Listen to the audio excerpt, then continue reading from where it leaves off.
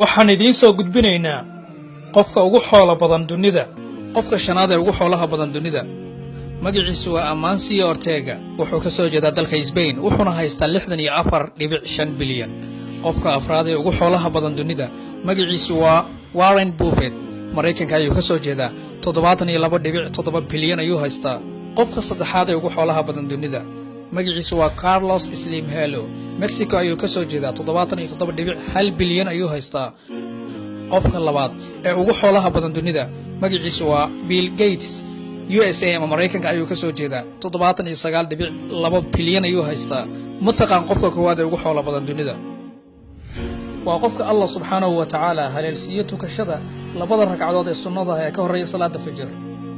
labada ragcadood ee sunnada ah ee ka horreeya salaada fajr baa ka khayr badan dunida iyo waxa dusheeda ah, sida uu yiri Nabi Muhammad sallallahu alayhi wasallam.